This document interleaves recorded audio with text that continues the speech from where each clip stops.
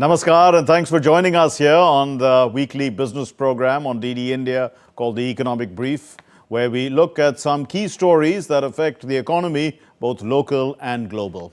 On the program, India and Canada refocus ties on economy, trust and pragmatism.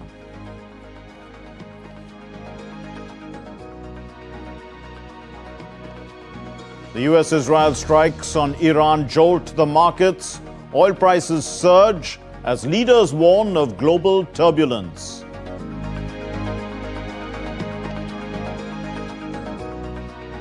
Oil holds above $85 a barrel. Investors flee to safe havens as the war engulfs West Asia.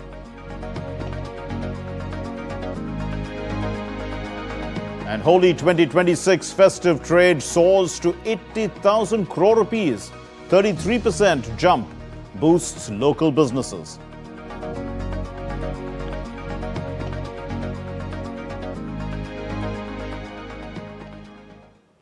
Well, before we move on to our top story, at the Lowy Institute in Sydney, the Canadian Prime Minister Mark Carney praised Prime Minister Narendra Modi's work culture, calling him a unique person and also highlighting that the Prime Minister has not taken a single day off in 25 years.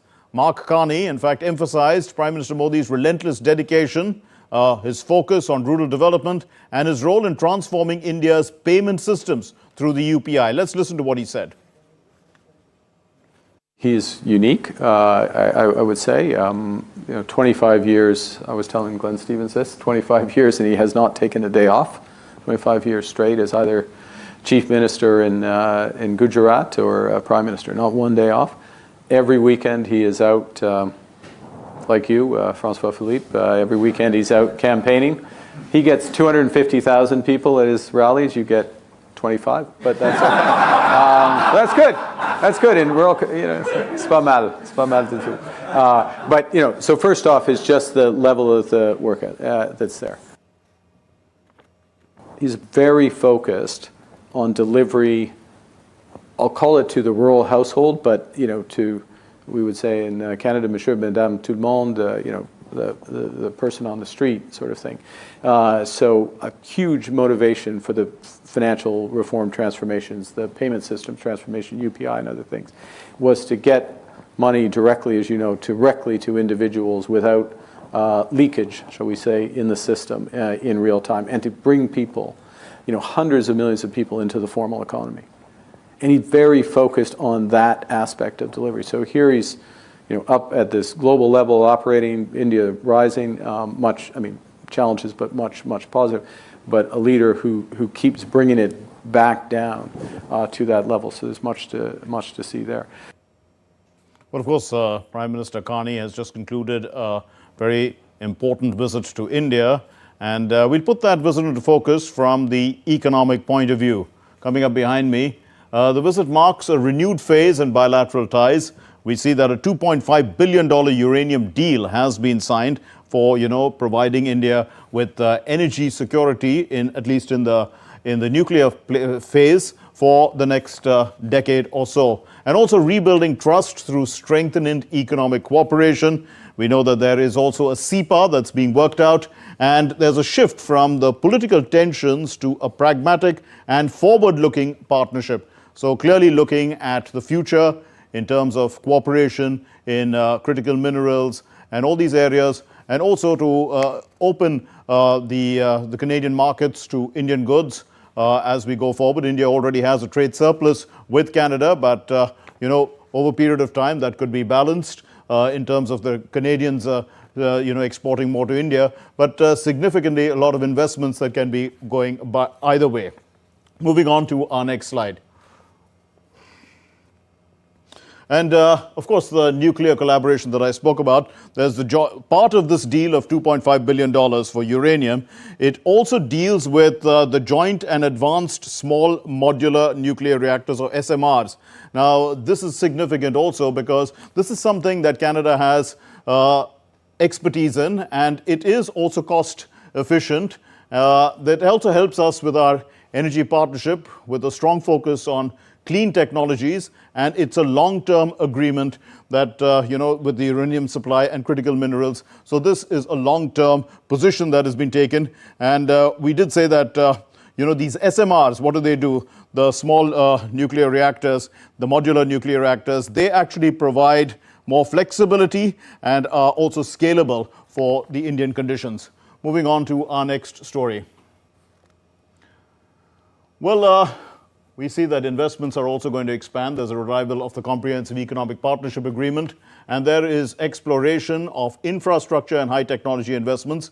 India needs a lot of investment, and of course, Canada also would be looking for investments from India. We did say that there is the CEPA, and of course, the aim is to increase trade, to double trade to $50 billion. It's currently of the order of about $8 billion, and $50 billion by 2030, that's just 4 years from now. So a significant boost in trade is being looked at, positioning India as a hub also for sustainable development and innovation. Clearly a new direction in terms of the future. Moving to our next slide, please. Then, of course, the CEOs looked at, the potential of the relationship, and in the company of the two principals, Prime Minister Carney and Prime Minister Modi. And they also obviously endorsed the CEPA, which is being negotiated, the framework that is being worked out already. So there is a lot of potential that they're looking at, the CEOs. We know that, there could be areas which they are interested in terms of supply chain being more resilient, in terms of more lithium coming in, cobalt, rare earths coming in from Canada to India, and of course the critical minerals and the AI aspects and the SMRs, which are significant as well. The focus on sectors like AI, digital, trade, and advanced manufacturing. India, of course, is seeking Canadian expertise in clean energy, as I was saying, with the nuclear, small nuclear reactors. Now moving on to our next slide, please. And this, we're talking about the critical minerals and resource security. As I was saying earlier itself, this is one of the key areas because Canada is quite rich in these minerals, and they are also looking to move away from China, the dependence on China, and develop the Indian market in this potential. Agreements on uranium and rare earths are going to reinforce the resource security for both the countries, for India at least, for a sizable period of time, pushing India in that direction which the world is moving in any case, strengthening India's renewable energy EV supply chains, reducing the dependence on, concentrated global supplies. So clearly giving India plenty of options. That's what the critical minerals and resource security is all about. Moving to our next slide, please. And this is a meeting that actually has had impact on both regional as well as the global context, because it has, there's also the increased maritime cooperation, and that in effect also adds that layer of strategic alignment as we go forward. So we can see that these are the areas of how it affects India in terms of the regional context as well as the global context. Canada's strategic diversification beyond China. That is an important aspect. And also now let's look at the key gains of this particular agreement and this particular meeting. The key gains from the visit of Prime Minister Carney to India.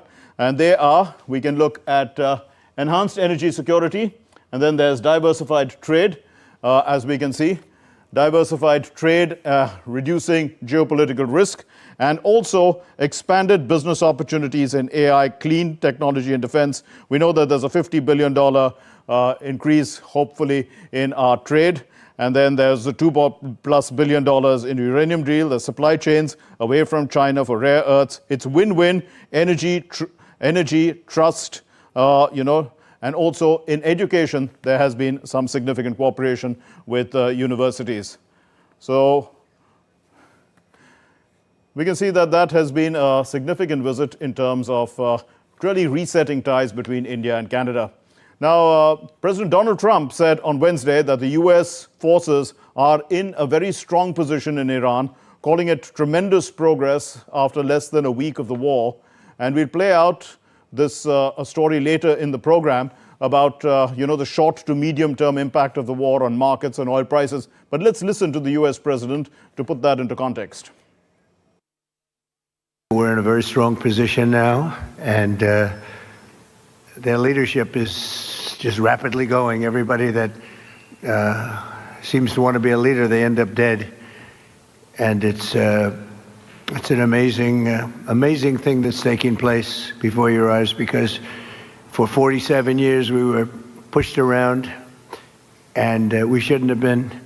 You see it as well as I do. You see the tremendous progress that's being made. Their missiles are being wiped out rapidly. Their launchers are being wiped out. They're attacking their neighbors. They're attacking their, in some cases, allies, or not so long ago allies. And, it's really a nation that was out of control, and they would have used it on us if we let them, if we waited any longer. And Anil Padmanabhan, senior journalist with nearly 40 years of experience, joins us. Mr. Padmanabhan, thanks for being with us. Now, what's the potential of closer economic ties with Canada? Both countries have that $50 billion target by 2030. Mark, I think you laid it out very well in your introduction. This is like a win-win for both sides. Canada needs it as much as India needs it. And from India's point of view, it is part of a strategy that it has adopted since 2020 to get into trade and investment deals with developed nations. So India has already inked 8 FTAs with all developed nations. The 9th one is pending with the United States. And the 10th one, if it happens, would be a comprehensive economic partnership with Canada. So it's clear that India is ring fencing its trade by getting into these bilateral trade agreements, which covers, I believe, almost 80% of its trade basket. So it's de-risking its trade, and it's also providing certainty for Indian companies or Indian institutions to engage and invest in future capacities. So in short answer, it's like you said, a win-win. Clearly, and if the CEPA is finalized, what is the strength of people-to-people ties? Because there's a sizable Indian origin community in Canada, and also will the Indian high-tech industries, which are developing and emerging, also look to set up in Canada like they do in the US? That's possible, Mark. They may explore that option, but that's a little early in the game as of now, because India is looking to create these own capacities within its own borders to become a kind of hub. So we have this fantastic example about Apple using the PLI mechanism to ramp it up. So we have similar success in other electronics areas. So I would say that wait and watch. It may come about, but the point about the soft power connection with Canada, given the Indian origin people there, and also education. A lot of students from India go to Canada to study. So there is a deep connection, people-to-people connection between both the countries. So I suspect with the political leadership on both countries engaging each other, this should only improve. Mr. Padmanabhan, do stay with us for our next story as well, which is about the war in Iran. And the United States and Israel launched joint strikes against Iran from February 28, sparking a conflict more intense than the brief 12-day war of 2025. Now, oil prices surged on fears of disrupted Gulf energy flows, raising global economic risks, even as analysts expect the fighting to last only a few weeks or maybe just about 2 months. But the world leaders warn of turbulence while markets are bracing for short-term spikes in energy, gold and defense sectors before stability, they say, will return. Let's look at this report. On February 28th, the United States and Israel launched joint strikes against Iran. Unlike the brief 12-day war of 2025, this conflict is larger, more intense, and expected to last anywhere from 1 to 3 weeks, at most to 2 months. Oil prices have spiked sharply, reflecting fears of disruption in Gulf energy flows. While Iran cannot win militarily, its ability to disrupt oil shipments poses real risks for global markets and in a sustained campaign to the world economy. එනිසා ශ්‍රී ලංකාව හැටියට අපගේ ස්ථාවරය වන්නේ Sri Lanka's position is that all parties involved in this war take immediate steps to make the necessary sacrifices to create a peaceful world, because this is a situation that would have a major danger to the world economy and the maintenance of human livelihood. In the short term, oil and gas, energy stocks, gold, and defense sectors are likely to rise, but the spikes could fade quickly once the conflict subsides. If we have a little high oil prices for a little while, but as soon as this ends, those prices are going to drop, I believe, lower than even before. This is, of course, damaging our economies. This is true for the oil prices, and this is true for the gas prices as well. So that's the reason why we all hope that this war will come to an end as soon as possible. Some stock analysts look at the evolving situation as a buying opportunity across regions such as the Gulf Cooperation Council, East Asia, and Europe. They are seeing the conflict as unlikely to extend beyond 2 months, hinting at stability in the medium term. Britain's finance minister told the House of Commons that she would provide stability for the economy in a budget update speech. A plan that is even more important in a world that in the last few days has become yet more uncertain. With unfolding conflict in Iran and the Middle East, it is incumbent on me and on this government to chart a course through that uncertainty, to secure our economy against shocks and protect families from the turbulence that we see beyond our borders. Despite the concern, a short-run analysis sees the war escalating, with sharp but temporary economic impact, then volatility followed by stability. The Economic Brief, DD India. Well, Anil Padmanabhan continues to be with us. Mr. Padmanabhan, do you agree with the impact on oil supply for the short term? Oh, definitely, Mark. That's visible in the way the prices have spiked. And the clear strategy from Iran's side, like you said in your introductory piece, that Iran is very clear it will not win this war militarily, but it will raise the cost to its adversaries, which is Israel and the United States. So by shutting down the Strait of Hormuz, and on the other side, the Red Sea passage, through the Houthis, they can potentially shut down that passage too, which basically chokes off oil supplies to two major regions, East and the South, which particularly impact China and India. So, and at the same time, they have been firing missiles and drones into neighboring countries who are not even connected to this war, but find themselves at the end of collateral damage. And they are hoping that that way through, they are able to raise the pressure on the United States and Israel to dial down the aggression. But as of now, I don't see that. There's no such signal from that's the other side. So the only way out is hopefully somebody blinks and both sides come to some kind of negotiated settlement. Also, Mr. Padmanabhan, is the fear of countries like Sri Lanka, which reflect the concerns of island nations, and also to the global South to a large extent, justified? Oh, absolutely, Mark. And in fact, let me put a bit of context.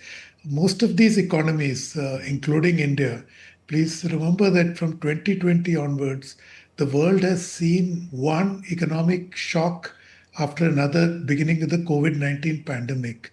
Then you had the Russia-Ukraine conflict, and we can go on. And the latest is this blow-up in West Asia. This tests even the largest economies in the world, including United States. So emerging economies or less developed economies like Sri Lanka, which is just coming out of a crisis of its own, these are devastating. The only good news from India's point of view is that it has managed to survive as well as thrive during this crisis. Unfortunately, other countries don't enjoy the same advantage that India has exhibited in the last 5 years. We'll leave it there for the moment. Thank you very much, Anil Padmanabhan, senior journalist, for putting that into context for us. Now, escalating tensions in West Asia are once again rattling global markets. The energy prices are climbing, financial volatility is rising, and investors are shifting towards safer assets. With the key oil transit route at the center of concern, policymakers are also businesses. They are closely tracking the potential economic impact. The question now is, how long will the uncertainty last? Diptanshu Kashyap looks at the report. Global markets are navigating heightened uncertainty as West Asia tensions continue. Coordinated strikes and retaliatory actions have triggered volatility in energy and financial markets, with Brent crude holding above $85 a barrel and US crude near $75. The Strait of Hormuz, a critical channel for roughly a fifth of the world's oil and LNG, remains a potential bottleneck. Asian equities are under pressure, reflecting concerns over trade and energy costs, while investors increasingly move into safe haven assets, weighing the impact on inflation and growth. We are, of course, following developments in energy prices and on the financial markets very closely. The French economy is facing these pressures with certain favorable factors: low inflation, relatively resilient growth, and a solid financial sector with limited exposure to the Middle East. Profiter de cette réunion habituelle. Global risk sentiment remains fragile. The MSCI All Country World Index is under pressure, while the MSCI Asia Pacific Index reflects investor caution over heightened geopolitical risk. Volatility measures are elevated, with the CBOE VIX at 23.6 and US 10-year Treasury yields slightly higher, highlighting expectations of tighter monetary conditions if energy costs remain elevated. Safe haven flows are strengthening. The US dollar index is up 0.5%. Gold futures have gained over 1%, and major Asian currencies, including the South Korean won and Singapore dollar, are under pressure amid capital rotation toward perceived safer assets. Oil remains at multi-year highs. Brent has climbed 4.7% to $85.40, and West Texas Intermediate, or WTI, up 4.8% to $74.90 per barrel. Risk premiums reflect ongoing uncertainty around the Strait of Hormuz and potential supply disruptions.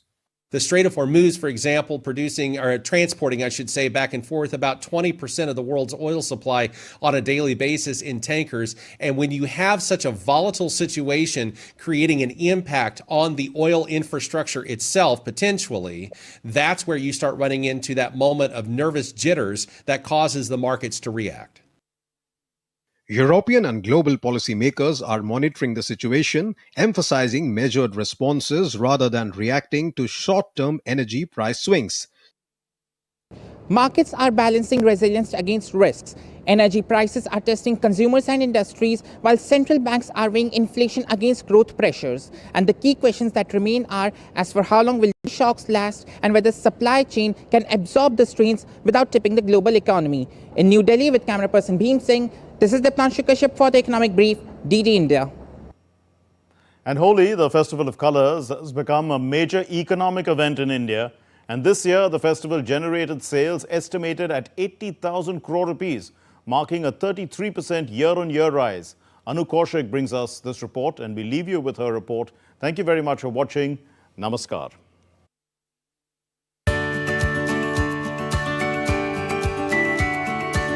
Holi 2026 is estimated to have generated business worth rupees 80,000 crore, marking a significant rise when compared to last year's figure, which was rupees 60,000 crore.